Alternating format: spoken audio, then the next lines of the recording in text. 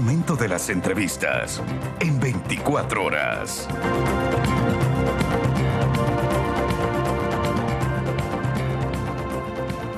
7:28 de la mañana. A esta hora le doy la bienvenida en este espacio al economista José Hidalgo Payares, director general de Cordes, que ya nos acompaña para el análisis. Bienvenido, economista. Buenos días. Buenos días, Liz. Muchísimas gracias por la invitación. A usted, para analizar temas importantes que tienen relación con la economía del país. La semana pasada se conoció que el Ecuador llegó a un acuerdo técnico con el Fondo Monetario Internacional por $4.000 millones que serían desembolsados en 4 años. Esto dejaría en una mejor posición al país. Pero, sin embargo, no se conocen los detalles de lo que pudiera incluirse en esa carta de intención. ¿Qué cree usted que pudiera estar dentro de la misma?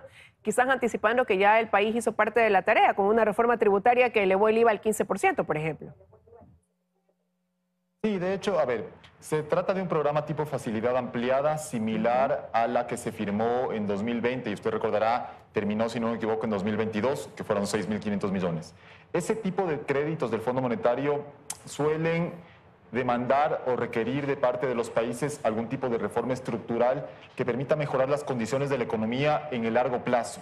Como usted bien señala, el incremento del IVA ya fue un paso muy importante. Yo, de hecho, creo que eso fue lo que nos permitió golpear la puerta del Fondo Monetario y decir, bueno, el Ecuador también se está queriendo ayudar a sí mismo, pero evidentemente, y esto lo muestran las cifras del Ministerio de Economía y Finanzas en cuanto a atrasos, porque lamentablemente el Ministerio sigue acumulando atrasos, ese incremento del IVA no es suficiente para consolidar o poner en orden las cuentas fiscales. Entonces, es probable que en el contexto de un nuevo acuerdo con el Fondo Monetario se exijan algunas medidas adicionales de ajuste fiscal, pero hay que tomar en cuenta algo, Liz, que yo creo que es muy importante.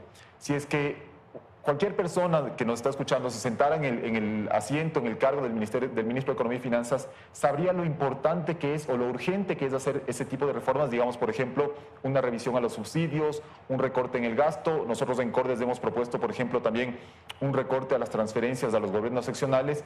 ¿Y por qué lo sentiría como tan urgente? Porque debe ser realmente bastante penoso llegar a fin de mes cada mes y no saber cómo pagar las obligaciones más urgentes, empezando por sueldos, por transferencias a los hogares pobres, ni qué decir los pagos a los proveedores privados, muchos de los cuales acumulan atrasos ya durante algunos años. Entonces, yendo a su pregunta, yo creo que seguramente cuando el Ecuador ya ha hecho un esfuerzo importante en cuanto al incremento de ingresos a través del aumento de la tasa del IVA del 12 al 15%, creo que eso se va a complementar probablemente con algún tipo de revisión de subsidios o revisión en el gasto, especialmente en el gasto improductivo. Ahora, el gobierno anticipaba en algún momento que estaba precisamente ya elaborando algún plan para revisión de subsidios que lo pudiera poner en marcha más adelante. Con este acuerdo entonces pudiera adelantarse eso. ¿Y qué pasa quizás también con un tema que quedó pendiente en anteriores negociaciones con el FMI, por ejemplo, una reforma a la seguridad social también? ¿Pudiera estar dentro de esta carta de intención quizás? A ver, dividiría entonces la respuesta en dos. Respecto al tema de los subsidios, aproximadamente para este año se estima que el subsidio de los combustibles van a ser $3.000 millones, de los cuales el diésel representa más o menos la mitad y la otra mitad se divide casi en partes iguales entre gas y gasolina.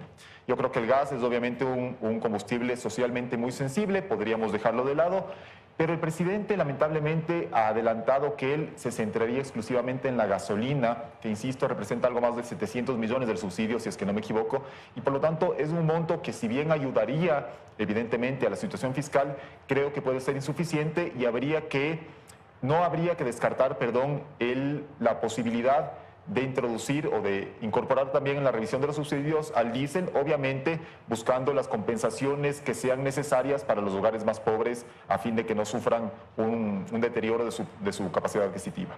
Respecto a la seguridad social, Liz, usted recordará que hace pocos meses, no recuerdo exactamente hace cuántos, una comisión encabezada por Augusto de la Torre presentó un diagnóstico, yo diría, bastante preocupante, específicamente del Fondo de Pensiones de la Seguridad Social. Y se habla no solo de un déficit estructural, sino de la posibilidad de que el IES no tenga plata para pagar las pensiones en el corto plazo. Esa es otra bomba de tiempo que el Ecuador viene tratando de patear hacia adelante, pero que evidentemente se está volviendo un problema cada vez mayor. ¿Y por qué ocurre esto? Porque los ingresos que recibe el Fondo de Pensiones están resultando insuficientes para pagar la cantidad de pensiones que tenemos, considerando además que como la esperanza de vida aumenta, hay cada vez más jubilados, entonces tenemos un pasivo cada vez mayor. Entonces, yo esperaría, no conocemos los detalles, como usted bien mencionó en la introducción, del acuerdo con el fondo, pero ojalá se introduzca este tema también en el debate nacional, porque aunque los sindicatos, aunque los representantes supuestamente de los trabajadores hagan mucha bulla, el peor daño que nos podríamos hacer, digamos, a los aportantes, yo soy uno de ellos, es seguir aportando sin querer que se modifiquen las tasas de aportación o el periodo de aporte, pero a la larga no tener cómo cobrar nuestras pensiones. Entonces, ojalá ese tema también forme parte del debate y de las conversaciones con el Fondo Monetario. Ahora, de este valor que se incluye dentro de este acuerdo, pues se calcula que el primer desembolso de darse así las cosas pudiera ser a mediados de mayo, serían trimestrales, alrededor de 1.800 millones, pero como también tenemos que pagarle al FMI más o menos 400 millones, serían 1.400 millones este año. ¿A qué cree usted que deben ir destinados, no? Considerando que esta reforma tributaria que hizo incluso el gobierno, pues decía que era para apuntalar esta lucha contra el crimen organizado dentro de este contexto de conflicto armado interno. A ver, una cosa que creo que debe quedar clara es que el Ecuador no tiene margen para aumentar el gasto.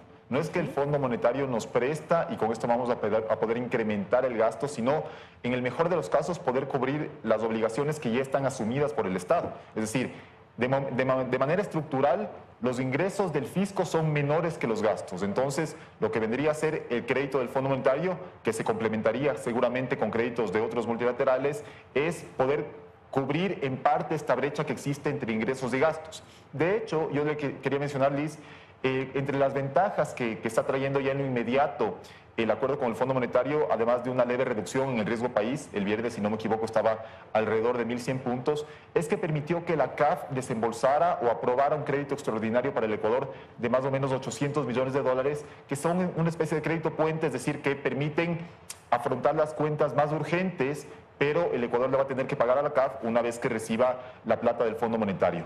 Entonces, en principio, lo que va a permitir el acuerdo con el fondo, y que insisto, no se limita únicamente a los desembolsos que llegan directamente del Fondo Monetario, sino que también abre las puertas para que el Ecuador reciba créditos de otros multilaterales, eso se va a destinar a cubrir la diferencia que ya existe entre ingresos y gastos ya asumidos. Entonces, no habría que esperar que el Ecuador va a poder incrementar, por ejemplo, su gasto en seguridad o en educación o en el sistema energético del país. Ojalá haya un espacio para incrementar la inversión pública, sobre todo en este tema tan complicado de los apagones que estamos sufriendo, pero en principio lo que nos ayuda en los créditos es a cerrar la brecha que el Ecuador enfrenta de manera estructural y que por lo tanto demanda, volviendo a la primera pregunta, algún tipo de consolidación o de ajuste fiscal para que esto no sea un problema eterno que sufre el Ecuador. Y usted, economista, ha mencionado dos temas importantes. El primero, el desembolso que llega de la CAF también de 800 millones de dólares tras haberse conocido este acuerdo técnico con el Fondo Monetario Internacional. Pero va a ser sencillo que esto de aquí abra las puertas de otros multilaterales. Lo digo porque México votó en contra de que la CAF le pudiera dar ese dinero a Ecuador y esto pues tras este impasse que tenemos con ese país. Bueno, a ver, puede haber todavía votos en contra de México en algunos multilaterales. Esperemos, como dijo Vicente en su segmento, que esta situación se vaya solucionando, pero los acuerdos o los programas con el Fondo Monetario suelen representar una especie de aval para que otros multilaterales presten dinero al país que está formando parte de ese acuerdo. Entonces, bueno, ya lo de la CAF, pese al voto de México, se aprobó, podría ocurrir y ojalá ocurra algo parecido con el Banco Mundial o con el BID. El tema es que el Ecuador tiene que dar señales claras de que está comprometido con su situación fiscal o con su sostenibilidad fiscal en el largo plazo, no solo para recibir estos créditos adicionales de otros multilaterales, sino porque también los propios desembolsos del Fondo Monetario, que como usted mencionó, llegarían a 4.000 millones en 4 años, dependen en gran medida de que el Ecuador vaya cumpliendo sus metas, que todavía no conocemos, pero que seguramente van a implicar en alguna medida una consolidación fiscal. Entonces va a ser importante tener este debate a nivel nacional y sobre todo que haya una pedagogía bastante clara de parte del gobierno de que el Ecuador no puede mantenerse sin hacer este ajuste porque el Ministerio de Economía y Finanzas está llegando cada fin de mes con los recursos apenas necesarios para cubrir sus obligaciones más urgentes en el mejor de los casos. Entonces, no solo que se abren las posibilidades a otros créditos, sino también que los que lleguen del Fondo Monetario van a depender en gran medida de lo que el Ecuador haga para seguir recibiendo esos desembolsos. Y yo le decía que usted había mencionado dos temas y el otro es el riesgo país, porque efectivamente una vez conocido este acuerdo, cayó todavía, ha bajado más, pero esa baja ha sido sostenida desde enero de este año. Ha venido disminuyendo hasta ubicarse en los 1.119 puntos. Y ahí quería preguntarle, ¿qué cree usted que es lo que más ha influido para eso, ¿no? Para que este riesgo país vaya en descenso? Yo creo que lo principal fue el incremento del IVA, porque eso muestra no solo un compromiso del país con sus cuentas públicas, sino que también genera de manera permanente un incremento en los ingresos fiscales. Entonces, ¿eso qué les dice a los inversionistas? Que el Ecuador a futuro y de manera permanente va a estar en mejor capacidad para honrar sus obligaciones externas. Entonces, ese fue el principal motivo por el cual el riesgo país, que como usted recordará, llegó a estar por encima de los 2.000 puntos a finales del año pasado, esté en la actualidad en torno a 1.100 puntos. El programa con el fondo generó una caída adicional en el riesgo país, pero hay que mencionar que seguimos igual en niveles bastante altos.